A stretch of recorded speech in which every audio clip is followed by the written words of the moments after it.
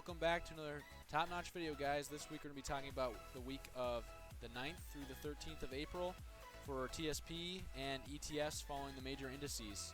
As always, you do not need to have a TSP account in order to watch these videos, as we track ETFs as well. So let's dig right into it. As always, we don't tend to go over the life cycle funds or the G fund.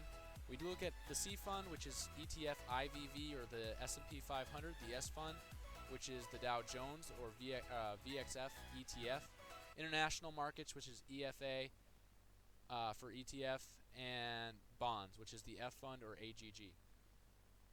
So going right into it, too far down the rabbit hole, this is Top Notch's gains and losses for the month of January, February, March, and April of the year, as of April 12th. So we have our ITFs, or when we interchange funds, what we added and what we took away, total invested, gain and loss for the month, and our ROI, or rate of return, okay, and what our gain or loss from that ROI, okay. So basically, guys, I'm not going to go through every single month, but I will talk about this in general, and then we have the year down here. So for the entire year, guys, we had a good January. February was a negative month. March was a negative month, and then April so far, as of yesterday's close, we're looking at a 2%, 2.2% gain. Okay. Now, the reason why we focus so much on our channel and whatnot is because we truly believe instead of just sticking things somewhere for a while with a little bit of maintenance, not a lot, but a little bit is healthy, you can do better than the markets. So for this month, guys, we are doing a 2.28% return rate for the month. If you look at the funds for this month, you don't have anything close to that. So we are beating the G fund, we are beating the F fund, beating the C fund, beating the S fund, and beating the I fund for the month, guys. There isn't anything that comes close to Top Notch's channel when it comes to the TSP. We are doing very, very well with our maintenance within the TSP. So far, the best fund that we've had return on this month is the I fund at a 1.36%, and we're sitting at almost double that. So we're doing very, very well this month, and technically we are beating the market for this month. So that's why we do maintenance. And do we always beat the market? No, but it is a good thing when we do. And overall for the year, guys, we are sitting at 1.37% return rate.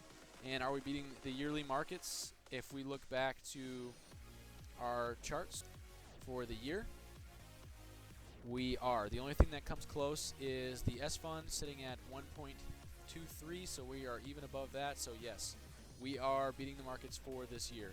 Granted, the year is still young, we got a lot to go, but we are doing very, very well on this channel.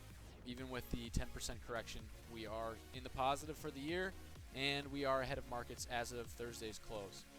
So just keep that in mind, guys. Some people always ask, well, you do this channel, what are you making? What are you doing? Why are you doing this? Why are you doing that? And the reason I'm doing what we're doing is based off of probabilities and percentages. We try to do a little bit better than what the TSP would do if you were just to stick it in a certain fund and just forget about it. So doing very well for the year. I'm proud of this for what we've got it for, and hopefully we continue to do well as the year goes on. So with that little tidbit, let's get right into the funds, guys. I don't want to take up too much of your time. So we're going to move into the C fund, or IVV. With IVV, we have that W effect going on. We did see a test of the lows, and we did have a good positive week, and we are starting to rise, so just keep that in mind. Looking at it on the charts, IVV did very well for this week, guys. On the chart perspective, basically we had a doji here for price. That's where you have a stick on the bottom, stick on the top. It looks like a top almost. That means that's a good thing. Usually that means there's going to be a change in trend. That's one signal there. We also have negative energy here. So that's two very good signals. One signal we haven't seen yet is the blue line crossing the red line. We're waiting on that. But I am, with those two signals, I am confident in IVV or the C fund, or having your money in the C fund at this time. And the 2-day looks very good as well. We're going to probably have a cross for next week, and we've had some positive moves every day with the 2-day chart. So keep that in mind. Price is doing well, and we had our first positive day on today, I'm sorry, Friday's close. We did have positive energy on that. It was a down day overall, but this is also a very good. I think this is a good place to have your funds, and we do have funds in the C fund at this time. So moving on, let's look at the S fund, Dow Jones. Similar picture, guys. See that W look in effect. Hopefully this will continue up. We are above our 50-day and 20-day moving averages, continuing in the right direction. VXFI or S fund here. We have some good things going on. Another doji for price here, and we went from a DO of -6 to 5, so that's always a positive thing. Looking for that positive energy coming out of here.